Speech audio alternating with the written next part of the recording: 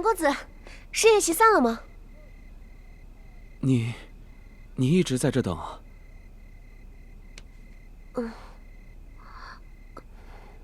哥，我先进屋去把油灯点了。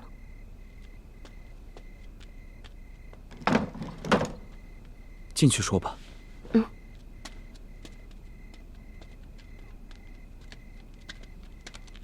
你们都听说了是吗？莲儿小姐也未免太过鲁莽了。那莫须有的事，现在可是被添油加醋，到处……我就是鲁莽了又如何？那天我问你心意是认真的，你说婚娶大事总要和家里商量，现在可以给我个答复了吧？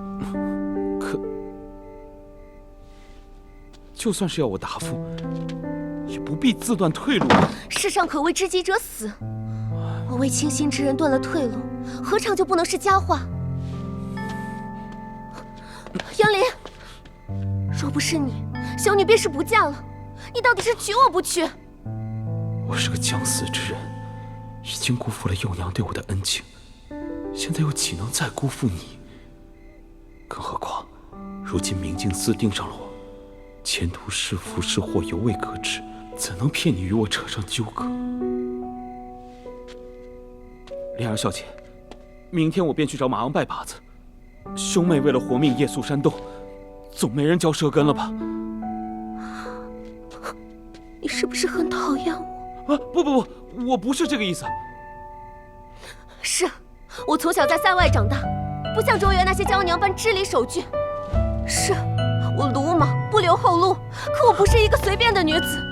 杨林，我想你娶我，是因为未曾有人让我如此信任，是因为和你在一起我觉得开心，是因为不会有比你更好的男人了。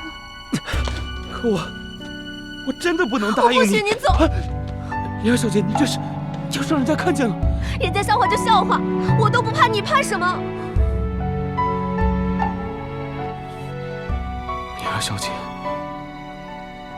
你容我想想好不好？3日之内，我一定好好给你一个答复。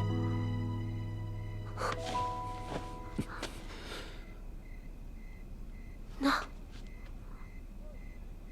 我好好等着。